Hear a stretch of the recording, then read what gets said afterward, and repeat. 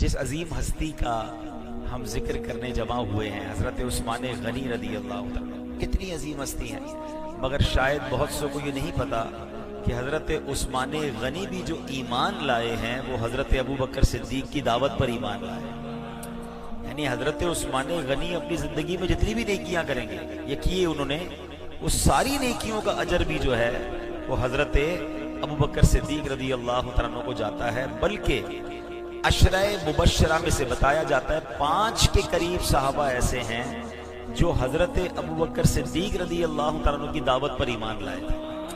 तो ये कैसा सदकाए जारिया वाला काम है। मुबारक हो उनको जो बयान करते हैं, जो दर्स देते हैं, जो नमाज की दावत देते हैं, जो लोगों को अल्लाह के घर की तरफ बुलाते हैं। हमें नहीं पता होता कि हम किसी को मस्जिद में ला रहे हैं, हम किसी को इज्तिमा में ला रहे हैं, हम किसी को दर्स दे रहे हैं या बयान कर रहे हैं, वो क्या बन जाएगा कल, और आगे जाकर उसने कितनी नेकियां करनी है। तो हमें ये नेकी की दावत का सिलसिला जारी रखना चाहिए। हजरत अबू बकर सिद्दीक के बारे में आता है, जरा इसको एडजस्ट कीजिएगा।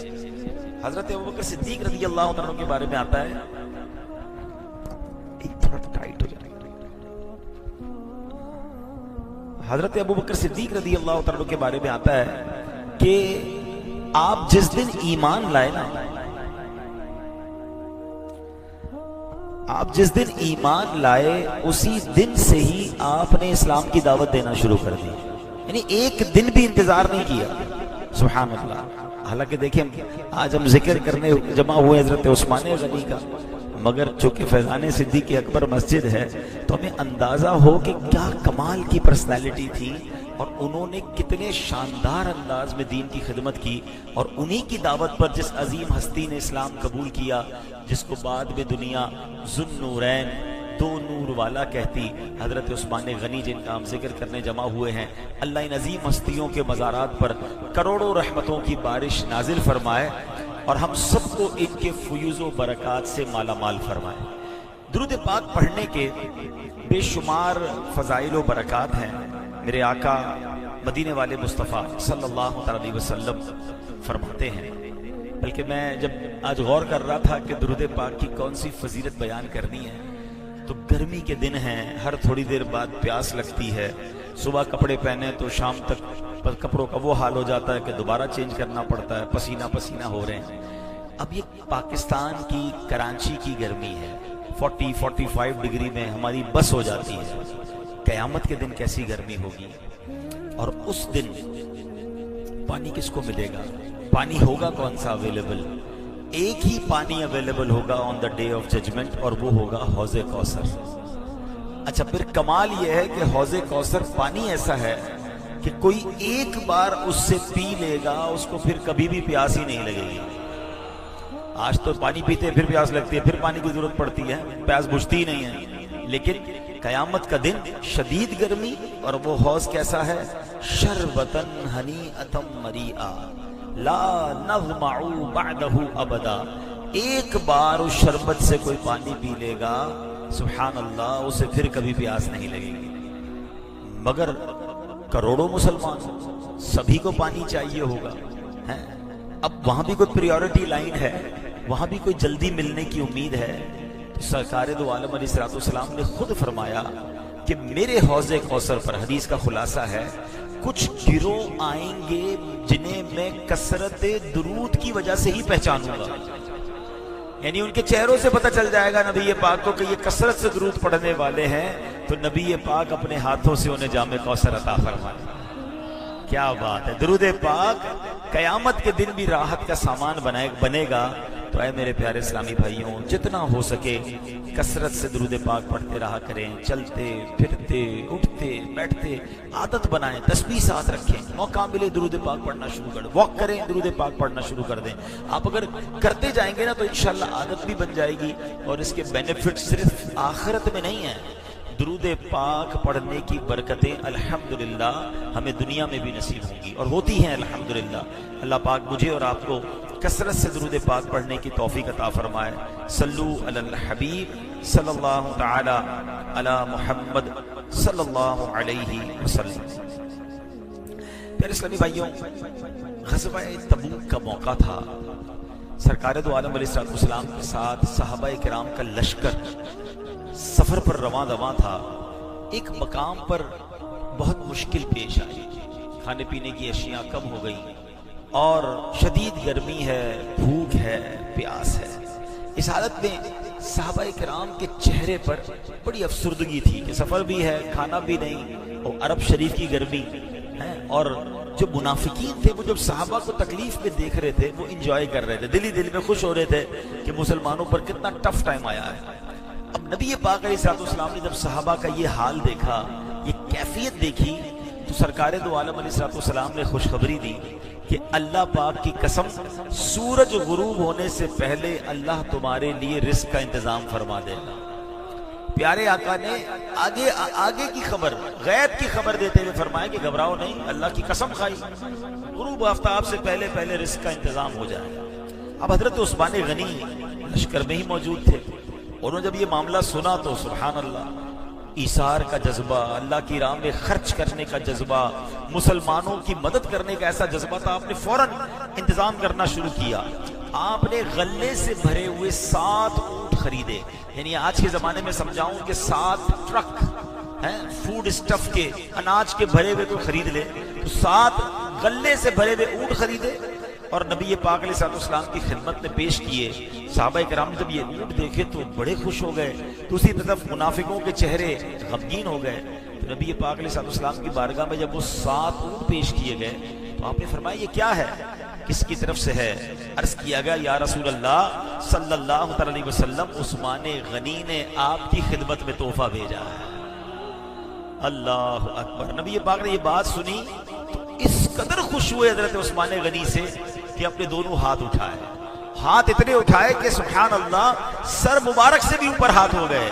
और नबी पाक हजरत उस्मान गनी के लिए ऐसी दुआ फरमाई, रावी कहते हैं जैसी दुआ किसी और के लिए नबी पाक ने नहीं फरमाई।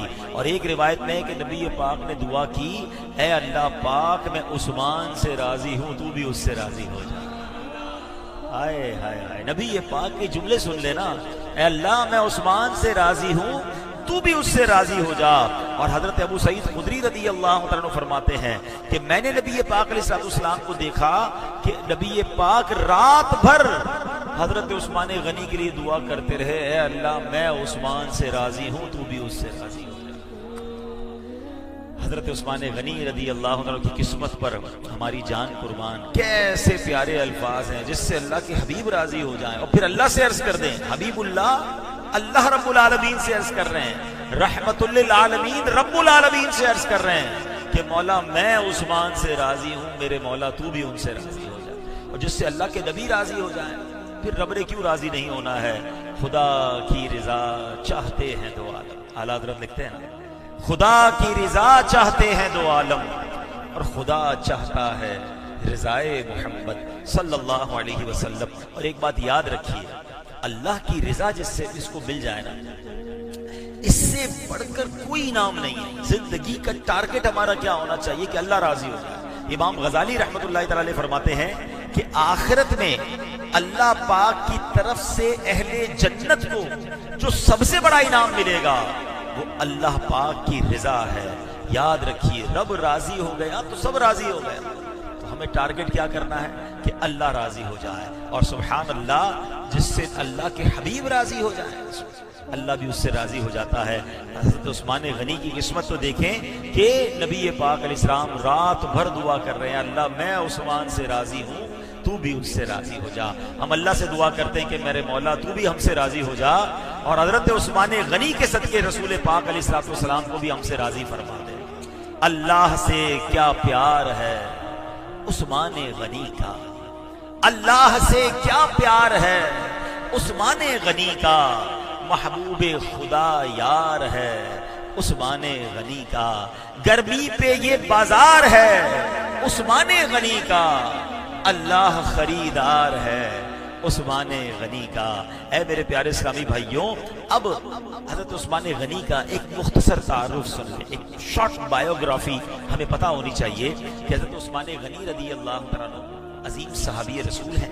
सरकार आली वकार अलैहिस्सलाम की फूफी जान हजरत उम्मे हकीम रदी अल्लाह ताला अन्हा के नवासे, या यूं कह लीजिए कि जरा दूर के रिश्ते से नबी पाक अलैहिस्सलाम के वो भांजे लगते हैं। साबिकीन अव्वलीन में से हैं, यानी इब्तिदा में कबूल इस्लाम आपने किया, इस्लाम कबूल करने वालों में फोर्थ या फिफ्थ, चौथा या पांचवा आपका नंबर है, ठीक है। अशरा मुबशरा जो 10 सहाबा हैं, खास टॉप कैटेगरी के सहाबा, जिनके बारे में आला हज़रत लिखते हैं कि वो 10 जिनको जन्नत का मुजदा मिला, वो 10 जिनको जन्नत का मुजदा मिला, उस मुबारक जमाअत पे लाखों सलाम। अशरा मुबशरा में हजरत उस्मान गनी मौजूद हैं। नबी पाक अलैहिस्सलाम हजरत उस्मान गनी रज़ी अल्लाह तआला से इतनी मोहब्बत फरमाते कि अपनी 2 शहजादियां, 2 बेटियां यके बाद दीगरे हजरत उस्मान गनी के निकाह में दी।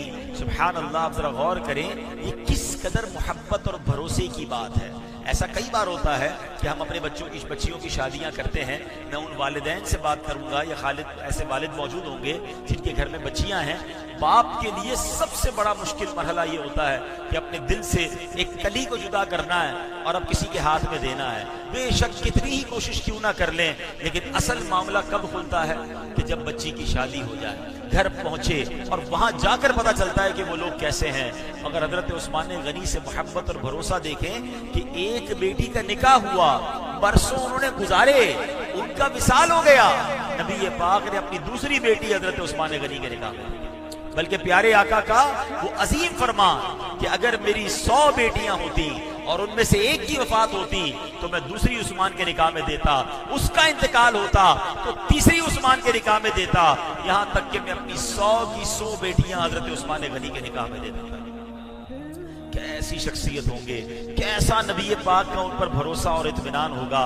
सुभान अल्लाह, तभी तो बरेली के ताजदार लिखते हैं ना कि नूर की सरकार से पाया दोशाला नूर का, नूर की सरकार से पाया दोशाला नूर का, हो मुबारक तुमको ज़ुन्नूरैन जोड़ा नूर का।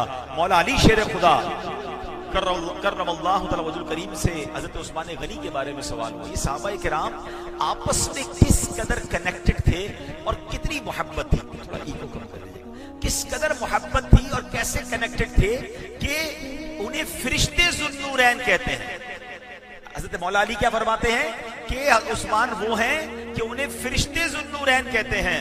रसूल पाक अलैहिस्सलाम के दामाद हैं और प्यारे आका मदनी मुस्तफ़ा अलैहिस्सलाम ने उन्हें जन्नत की बशारत दी। नबी के नूर 2 लेकर वो ज़ुन्नूरैन कहलाए, नबी के नूर 2 लेकर वो ज़ुन्नूरैन कहलाए, उन्हें हासिल हुई यूं कुर्बते महबूब रहमानी।